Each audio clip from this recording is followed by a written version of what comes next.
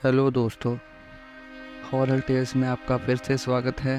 मैं आज कहानी सुनाऊंगा एक ट्रक ड्राइवर की। रवि एक अनुभवी ट्रक ड्राइवर था जिसने अपने जीवन का अधिकांश समय रात के अंधेरे में यात्रा करने में बिताया था। एक बार उसे एक महत्वपूर्ण माल की डिलीवरी करने के लिए एक लंबी और सुनसान सड़क से गुजरना पड़ा।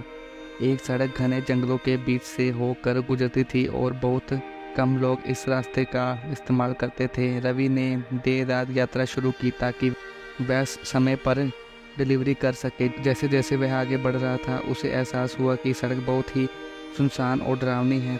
रास्ते में केवल जंगल की आवाज़ें और कभी कभी उल्लू की चीख सुनाई देती थी।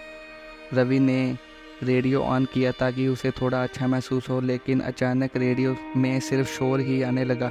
उसने रेडियो ऑफ कर दिया और ध्यान से ड्राइव करने लगा। तभी उसने देखा कि सड़क के किनारे एक बूढ़ा आदमी खड़ा था जो उसे रुकने का इशारा कर रहा था। रवि ने सोचा कि शायद वह आदमी किसी मुसीबत में है और उसने ट्रक रोक दिया।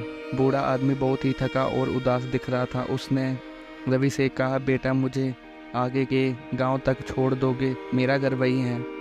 रवि ने उसकी बात मान ली और उसे ट्रक में बिठा लिया। रवि ने ट्रक चलाना शुरू कर दिया और बूढ़ा आदमी उसे अपने जीवन की कहानियाँ सुनाने लगा। वह बताने लगा कि वह एक किसान था और उसकी पत्नी और बच्चे भी थे। उसकी बातें सुनते सुनते रवि को नींद आने लगी, लेकिन उसने खुद को जागरूक रखने की कोशिश की।